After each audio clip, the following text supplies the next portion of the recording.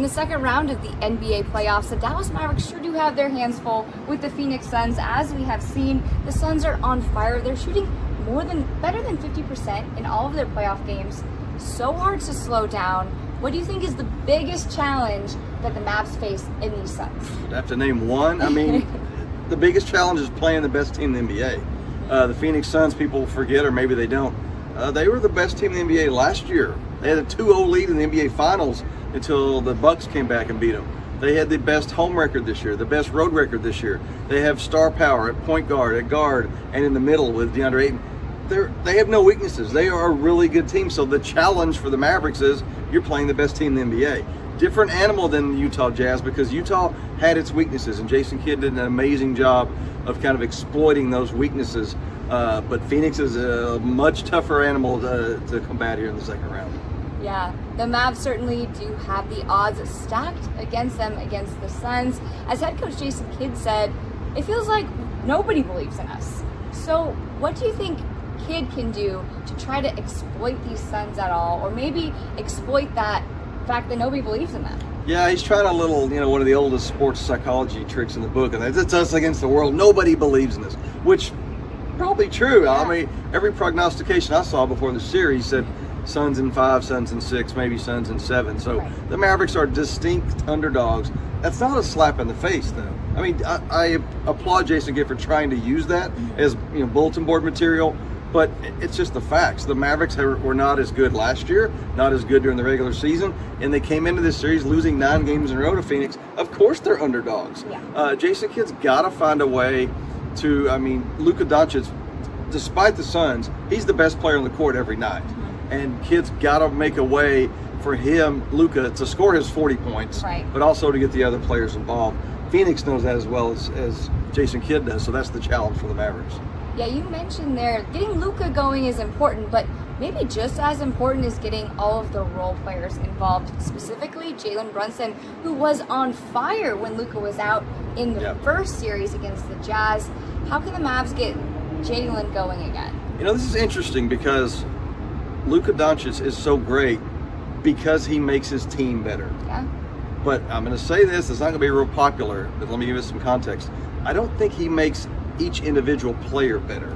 And because he's so good, he's so ball dominant, and everybody can see it. You saw it. In the Utah series when he was out the first 3 games, Spencer Dinwiddie and Jalen Brunson are running around like water bugs. They're fast, they're setting picks. The Mavericks had a motion offense, and you're like, what is this team? Yeah. Because Luka plays at Luka's pace, which is slow, which is methodical, which is, I'm going to drive in the lane, do a Euro step, and dare you to knock me off balance because I'm so big and strong you can't do it. It's just a different game. And in the Phoenix games, the first couple games, we saw Luka ball dominant and Spencer Dinwiddie and Jalen Brunson kind of going, wow, Luka's really good. But just standing stationary, it's just a different game. Again, Luka's one of the best players on the planet, but it's a transition, and Jalen Brunson and Spencer Dinwiddie have to go, okay, Luka's playing, or he's not playing. That's a tough transition for him to make. Spencer Dinwiddie has not been good without Luka in these playoffs. He was great without him, but against Phoenix and then later against Utah, he just wasn't the same player. Yeah, and you got to imagine it would be tough if you're Jalen or if you're Spencer. You're doing all that standing around, and then, now I have the ball and I need to make a shot. Well, I haven't shot since the beginning of the first quarter, and I'm off now. And you watch the Mavs with Luka, and he brings the ball up the court at his pace, and then he dribbles to see, can I beat my man one-on-one, or can I shoot a step back? If one of those options aren't done, he summons Maxey or Dwight Powell, somebody to set a high pick and roll for him, and then we get into the offense, late into the shot clock.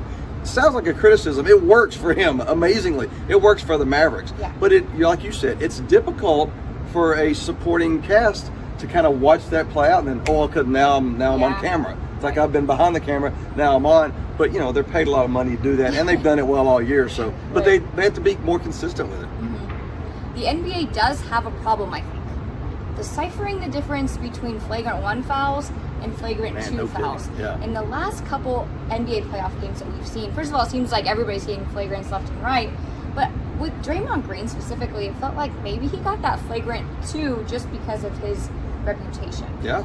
And I'm not sure going forward if the NBA has set rules. It just seems like nobody knows what's a 1 and a 2. It's a mess. Yeah.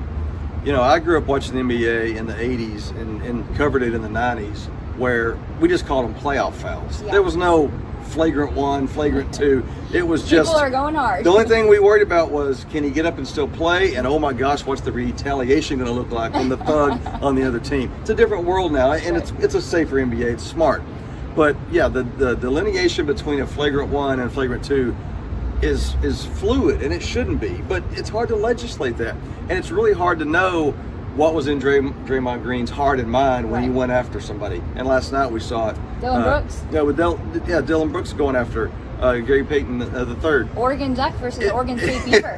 How do you put that in the fine print? Yeah. If it's your college rival, we'll let it go. But I think you're right with Draymond Green. There is a history and there's a precedent, and that has to play into. We could give him the benefit of the doubt, but he's done this 12 times before. Yeah. How do you put that in the black and white in the rules? It's really difficult, and the refs are struggling with it. But it's NBA. It's the playoffs. It's April. It's May. There's going to be hard playoff fouls, and just hope guys don't get hurt. But I think as a fan, taking away the media, I like when there's a hard foul and when bench is almost clear, and it just adds some juice to it. Sure. But the NBA, you're right. They got to straighten this out, because there's too much. I know. There's headphones, and there's watching, and there's re-headphones, and is it 1, is it 2, was there intent to harm? Yeah.